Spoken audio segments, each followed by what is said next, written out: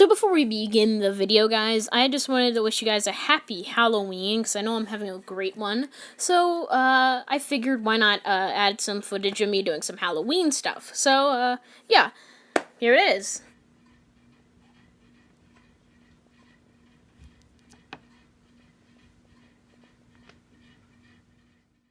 Turns out plugging in your headphones into a receipt kind of breaks them. Yeah, that was probably a bad idea. Yeah, make sure you don't do that. But without further ado, this is episode 4, Sea of Thieves. So, Sea of Thieves has probably been one of my favorite games this year, and it's also one of my favorite online games. So obviously, I figured we'd start out talking about what you do in the game. So obviously, it's an open world pirate game, and like the name suggests, you're a pirate. So obviously, you can do pirate things like go off, kill other players, steal loot and whatnot, fight skeletons if you really wanted to.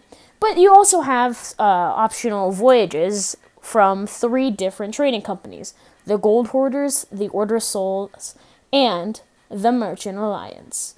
Now, completing these voyages and turning in whatever loot you get from them to, obviously, the respected trading companies, you will get money, but also a reputation increase for, obviously, what trading company you turned it into.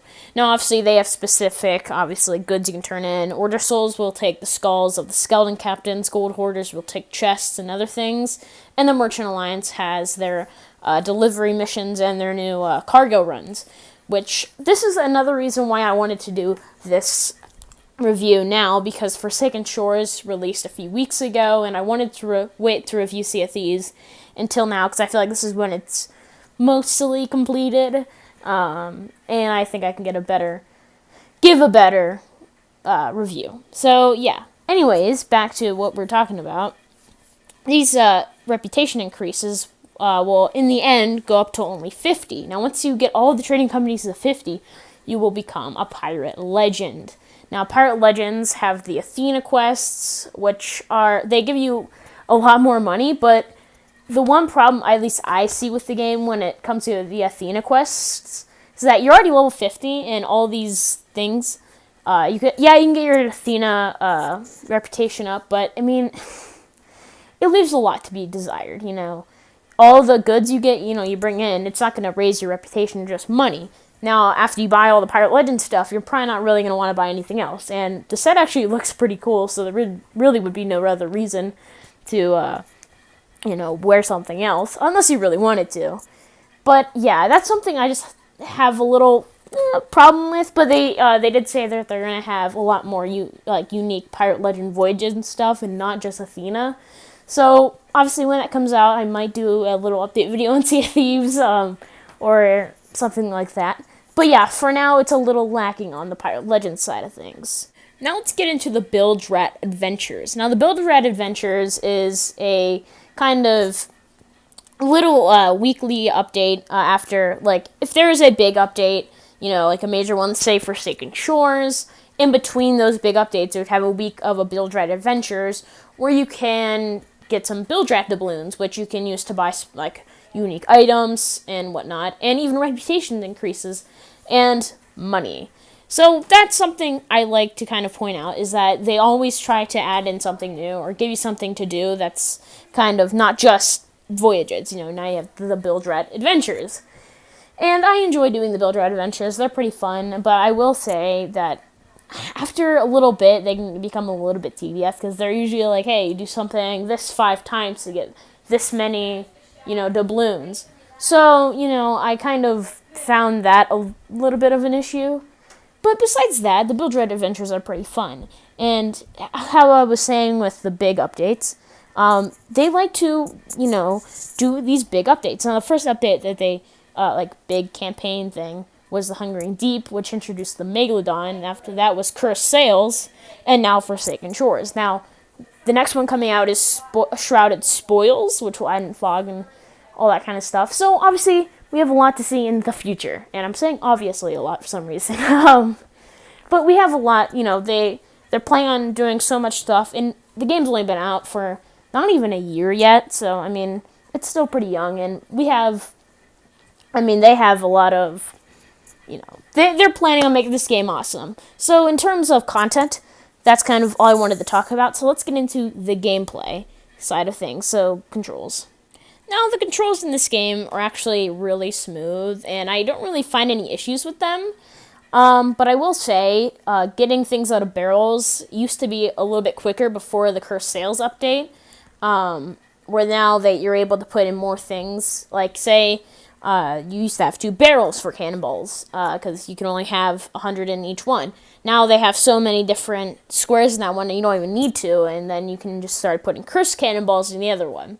Because you used to just be able to press Y and you got your wood or whatever and you can put it back. Now you have to go into the menu and then select it out. So that's kind of the only gripe I have with the game. But they did add in, you're able to just press A and take like 5 or 10 out, and that's very helpful. But besides that, the game controls is perfectly. I love it.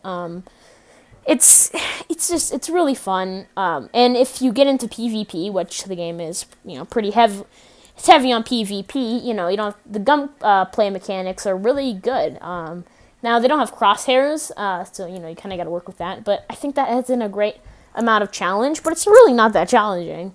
I got used to it like a day after, playing the game. So yeah, if controls are something you're worrying about, don't worry about it. They have a lot of different things you can do, like, you can map certain things, and it's so customizable with specific weapons. I just love it. It's just a good game in terms of controls. But yeah, so enough about that. Let's get into the music. So the music in this game is amazing. I love it. And as you saw, or heard, I should say, in the beginning of this video, that was a little bit of On the Warpath. That music is great. But yeah, the ambient music in this game and the music you can play on your instruments, which are the hurdy-gurdy, concertina, and drum, are just so good. It's just amazing. Now you have songs you might recognize, like Ride of the Valkyries, which you can play on your instrument, and then also unique songs, which are, I think, to my knowledge, are unique to the game, ones they created, but maybe I'm wrong. My favorite is the Meg theme, especially played on a hurdy-gurdy. That's a really good one.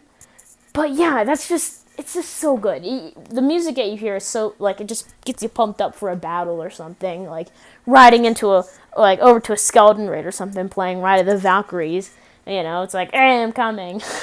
But it was just like, and the ambient music is so calming. It's really good. It's really nice. So, obviously, before we end off the review, I want to talk about the skeleton raids and skeleton crews. So, skeleton raids and, obviously, the skeleton crews, which you'll be fighting in the ocean, are kind of something you can do if you're bored or something, and you want a kind of an exciting non-PvP situation. But, chances are, if you go there, you're going to have to fight some players, and we'll get into that in a second. So, skeleton raids are just things you can go to. Strongholds, there's only specific strongholds that will have them, so not all of them. But, yeah, so there'll be a giant cloud in the sky that looks like a skull. It'll flash green, well, the eyes will. And if you're doing a skeleton ship, then it'll be like a cloud that looks like a ship firing cannons. So, obviously, you go to there. And, obviously, you'll have to, go through the defenses of the fort, which are cannons, so you're going to kind of want to park somewhere good. Then, the real fun begins. You'll fight through wave after wave of skeletons until you get to the captain. After you kill the captain, you get the stronghold key, which opens the vault, which has all the glorious loot. From Merchant Alliance, Order of Souls, Gold Hoarders, you have everything there. So obviously you put it on your ship, sail away, yeah. All in the day's work. But there's a little problem there. That skull can be seen through the entire map. Everybody can see it. So obviously, that's a little problem. People from either they want to kill you or join you, in your epic fight with the skeletons. So that's kind of something you have to worry about. Don't let your guard down completely. You've not just skeletons you have to worry about, other players, just kind of wanting to screw up your day. So obviously, just keep that in mind if you ever do a raid. But by now, if you actually play the game, you probably have done one already, so yeah. But another thing with skeleton raids is that, at least recently with the alliance system, it's kind of brought everyone together. In a way. You can get a lot of money. For some players, like mainly sailors, which is the first rank, It's a little bit challenging, maybe. So, everybody kind of wants to work together, I personally don't find them too hard, but, unless you add in some players that don't really necessarily want to be friendly. And, yeah, that's kind of just the little things you can do in the game. But I think that's kind of it for the review. So, obviously, I'll get to my thoughts and the review itself. The ranking, the something we haven't thought of saying. I haven't really got a catchphrase yet, so cut to that. Jeez, these reviews are killing me. But my final thoughts in the game are, get it. Yes, it's $60, so if you don't think it has enough content, maybe don't get it. But I think it's a really good game. If you like PvP games or games that have a lot of PvP in it and it's online, so, that's something. Go do that. Play this game. Get this game. You can get it physical or you can get it on the Xbox Store or on PC. But yeah, I give this game a 8 out of 10. Now, obviously, my own bias would be 10 out of 10, but obviously it has some problems, but I do enjoy it, and it's still an overall great game. So thanks for watching episode 4 of Revamp Review, and I'll see you in the next episode. Bye-bye.